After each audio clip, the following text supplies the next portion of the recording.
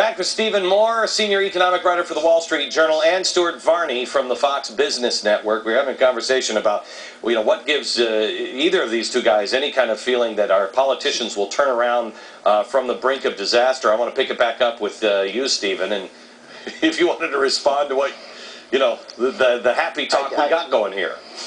I do. Look, I was very struck by what Stuart said about a regime change in the UK. And I talk all the time to Americans around the country. You do too, Glenn. And the one thing that really strikes me, even people who voted for Obama, their reaction is, oh my God, what is happening in Washington with the buying up of car companies and banks and insurance companies. And I do think, and you saw this with the Tea Partiers, people's anger is just flowing over. And we've seen this kind of reaction. We saw it in California a week and a half ago when the voters said hell no to the political establishment, to new taxes and debt. We had a vote just this past weekend in the legislature in Illinois, which is a Democrat, that's Barack Obama's home state, where the Democratic legislature voted down a big tax increase because the voters were so outraged by it. And so the point I'm making here, Glenn, is I think that just as Stuart was talking about in Britain, I think in the 2010 elections, it's going to be a slaughter for incumbent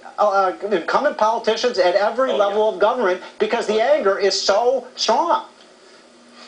Yeah. Now, let me go to this, though. Both of you and I, we've talked here in the last couple of days on the radio show, both of you, in separate conversations, and we've talked about what's happening in California. We talked about how the federal government is going to insure the California debt. The difference between California and the United States is you have to bring it in front of the people.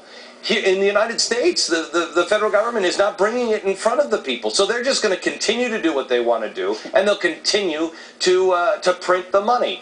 Stuart, let me start with you. Any doubt in your mind that we're going to start covering the debt and the bonds for these states that are going under as a federal government? No doubt in my mind at all. It is going to happen. They've run out of money. I'm told that they have about 13 days' worth of money left. At the end of that period, they're out of money. They start really cutting 500,000 people off welfare, cutting teachers from the classroom. That is what they regard as a horrendous situation.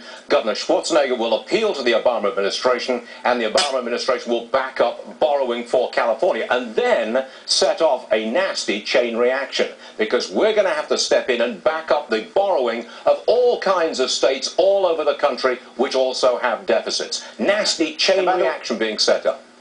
That's already happening, Glenn. While we speak, Barney Frank, your friend in Congress, is drawing up legislation to guarantee the debt of all the states and local governments in the country. As you know, these municipal bonds, and there's hundreds of billions of dollars of those every year, would now be guaranteed. So think about it this way, Glenn. The most indebted institution in the world, the U.S. government, is now going to guarantee the debt of the second most indebted institutions in the world, the state and local governments. I mean, this is just craziness. Gentlemen, thank you very much. I got to run and cut you loose, but I have to tell you, America, when they start taking your debt in your state and guaranteeing it, backing it up, your sovereignty as a state will be over. You cannot allow them to do that. Your sovereignty, you will be a slave economically to the federal government. What they say will go. You can't let that happen. We tie it all together for you next.